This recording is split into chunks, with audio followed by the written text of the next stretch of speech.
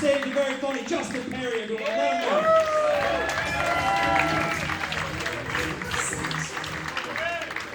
I'm short, okay?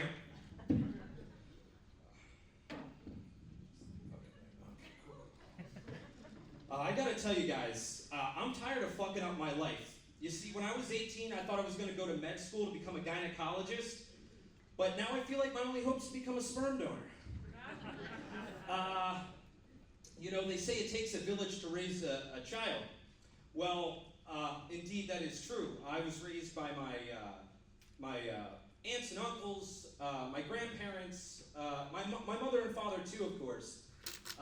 But my grandfather left an indelible mark on me. You see, growing up, he used to say that I'm short, ugly, and my mother dresses me funny. Well, now I'm still short, ugly, but now I dress myself funny. And he also, I'm first generation Italian on the one side of my family, and the other side of my family's been here since the Mayflower. And so my grandfather would call me the UN baby. He'd say, the Irish are fighting the English, the Germans are fighting the Polish, and the Italians are sitting there going, can't we just eat?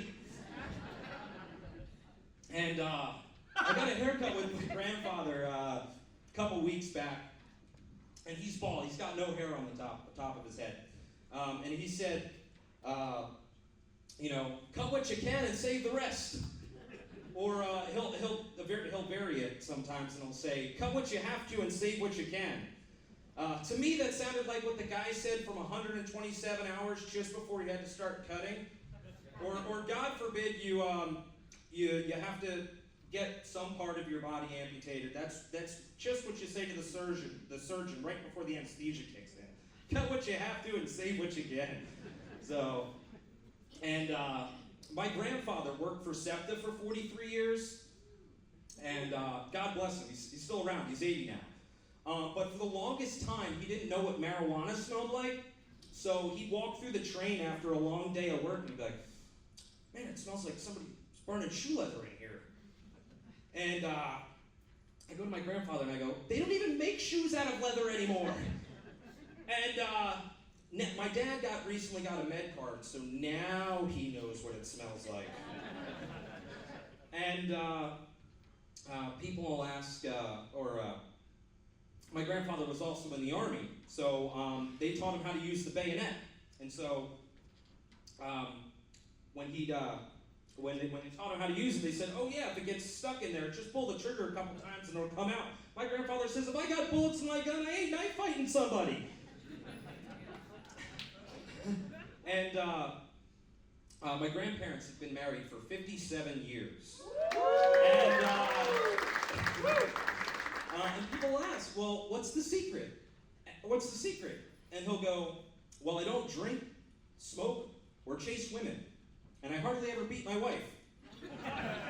And he said that one time coming out of church to the priest, and this lady behind him, her mouth was open like, oh, he goes, relax, I don't actually beat her. And, you know, I wonder why I'm so fucked up. Sometimes I think there's got to be some connection there to my dad. You see, my dad is schizophrenic, so he'll introduce himself. He'll say, hey, my name's Mike, but you can call me Skittles. Well, why is that? Because his medication regimen is so intense it covers every color of the rainbow. And, you know, going out drinking with my dad is not a good idea. I can tell you that. He has a tendency to piss people off when he's drinking. So I was out with him one night and somebody came up to him and said, I'm gonna punch your fucking teeth out.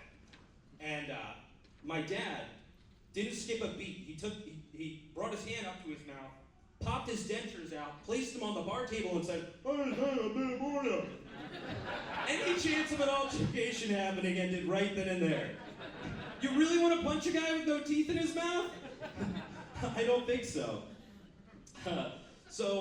Also, my dad now has early onset dementia, and well, he always loves falling asleep with the TV on. So I'm staying over at his house one night, and between 1 and 3 o'clock in the morning, the LifeLock infomercial was on. And my dad wakes up the next day, and he says, Justin, I think my identity's been stolen, but I can't remember what it is. And he asks me a follow-up real quick. He goes, Justin, is my credit okay? I go, Dad, man, that went bad a long time ago. All right, my name's Justin Perry. Thank you so much.